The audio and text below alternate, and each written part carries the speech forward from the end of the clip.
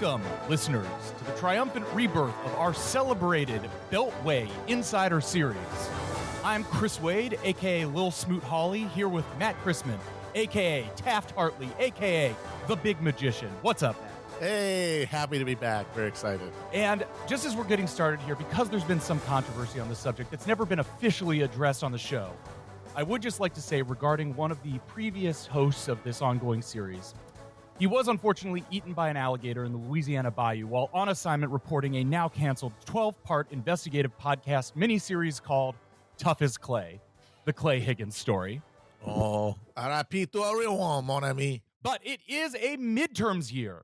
So after Matt and Mai's, I'll just call it magisterial recounting of the entirety of U.S. presidential history last year, we figured we'd team up again to give a deep dive update into the current state of electoral politics here in America. This is the rebirth, the Beltway Phoenix. Hop on and fly away with us. Destination, the midterms of madness. Beltway Phoenix, rising from the earth. Beltway Phoenix, noted for his girth. Beltway Phoenix, going election mode. Beltway Phoenix, find out what the future holds. Beltway Phoenix.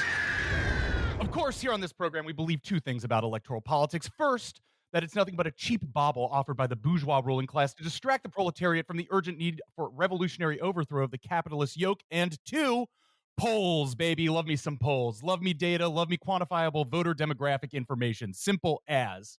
But before we get into that, we have with us an expert in the field of voter psychology, voter physiognomy, voter phrenology, not a mere journalist, a simple slinger of articles, but a goddamn reporter.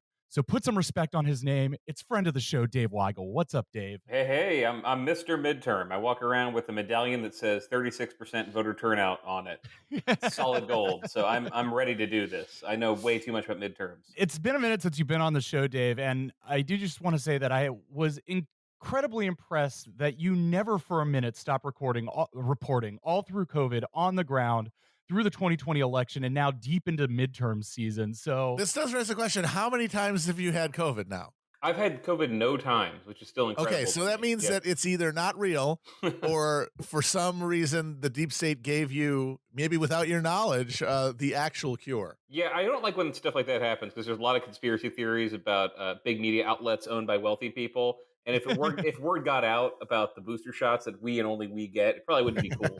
But I have no idea. I really think I'm, in addition to whatever else I do, really simple-minded about health and medicine. And my theory is if I just take zinc and vitamin C when I feel bad, I'll be okay. I don't know when I learned this, just like a witch taught it to me when I was a teenager. That's all I do. And I have not been sick yet. And I have shaken so many hands. Remember that week when people were thinking, oh, we'll never shake hands again?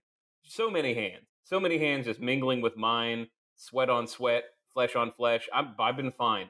And don't read this as like a medical statement on anything. But yes, I've been going places and like we'll get into this. Like the idea that the people who are saying, how are you still allowed to go out when there's a pandemic going on? Not many of those people right now, once you get off Twitter. Everyone's doing things. Yeah. Okay, you hear that, people? Throw away your horse paste. Pick up your zinc. That's how you do it.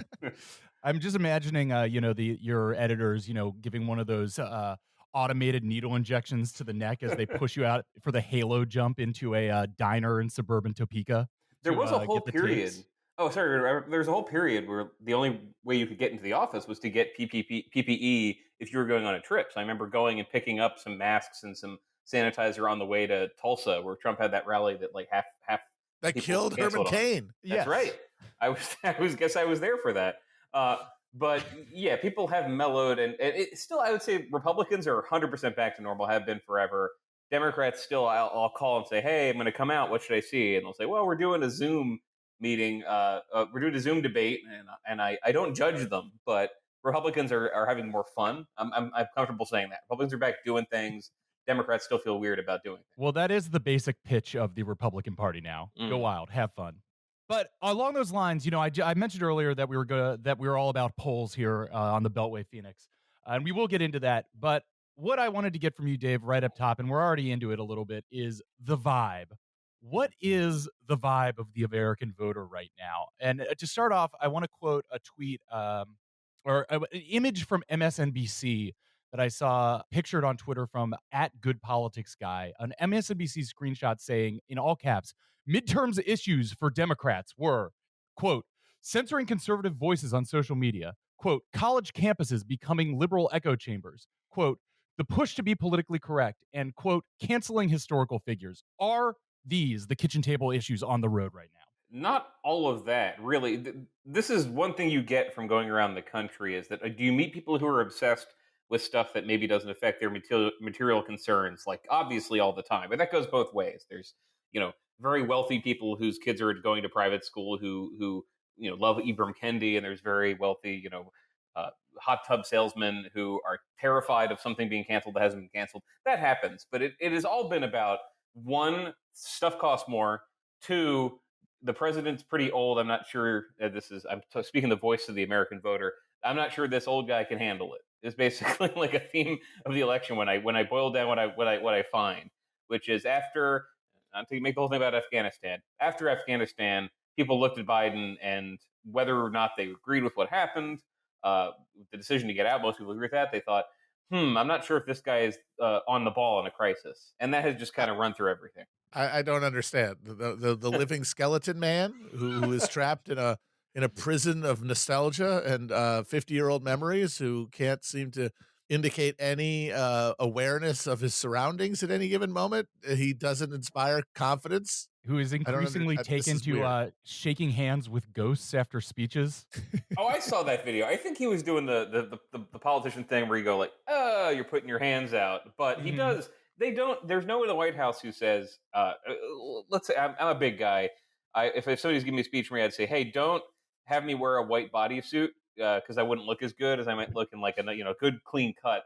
There's no one in the White House who's like, "Hey, there are a lot of memes out there about the president being old and out of it. We should minimize the times when he looks old and out of it."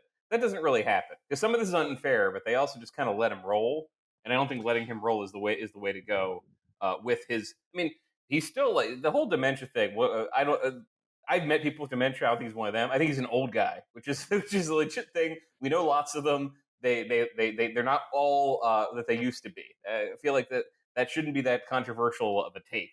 Certainly, it isn't here. What's so wild is how that his energy and his presence is matched by, at least according to what you read in the papers from Mhm. people who get inside sources, matched by his administration. The lack of urgency, right? Like Mhm. that's what people around the party, like in the legislature and stuff, keep saying, right? It's like they're yelling at these people at the White House about what's going on and how things are being perceived, and they're just not doing anything, which is the very opposite of the O'Bungler era, where they were like febrile, fast twitch muscles going crazy. Like every news cycle, they were there with something, and they were just tacking to public opinion frantically all through those 8 years. Whereas they seem to just have, I don't know, like that wiki how drawing, accept your death, where you're looking at the plant. Seems like that's everyone in the White House. And Democrats running for Congress, like you get talking to them, and you can always tell when somebody's saying something because they'd rather say something else, but they can't. And that's why I mentioned Biden, but also when they talk about their agenda not passing, they just can't keep saying it'd be much easier if Joe Manchin let us pass this bill so we could go back and say, remember that stuff we did it, and they haven't. So I'm very minimalist when I come to the midterms. I don't think it's bending that much based on one piece of news or another. I think you even see news cycles, right, that are one poll shows Biden up a little. Is this going to help him? There's a Supreme Court nominee. Is this going to help him? I know it's just that they ran on a lot of stuff, and I think their base, Democratic base, the coalition they built, which is a very weird coalition, notices more if something doesn't happen. And I'm not trying to be demeaning to conservatives, but the conservatives, when they're in power, demand a lot of stuff that's pretty easy to do. Like, hey, I put a commission together, and we're going to teach John Tremaine in school again instead of how to be anti-racist. Like that didn't take. That was just Trump signed something with a pen. They're like, that's amazing. Whereas Democrats are like, hey, we were getting a great tax credit. Where is it? And Democrats are like, you should be worried about January 6th. And I feel like that doesn't work. Just their voters need need when they're in power to have resources redistributed to them. That's why they voted for him. And when that doesn't happen, things get crazy.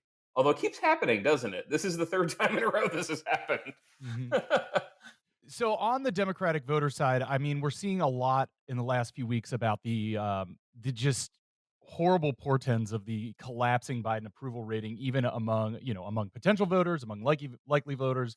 On the Democratic side, are you hearing a lot of people who, would be traditional Democratic voters who their skepticism, their disappointment, their lack of feeling fulfilled by the Biden administration affecting being the number one principle that they're voting on this year? They're actually more engaged than you'd think when you lay it out like that, or even the way I was talking about it. So one thing that happened, I mean, their electorate got more college educated, more PMC, Mhm. less white working class.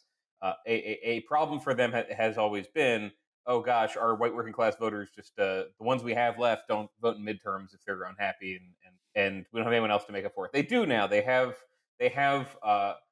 well, I mean, the education gap is nuts. Go back and look at polling when Obama was running. There was no Mhm. education gap. It's like 30 points now. Those voters do vote. So you look at something like Virginia, where the last 6, I mean, really the last 2 months of that campaign are garbage time, where Democrats can't do anything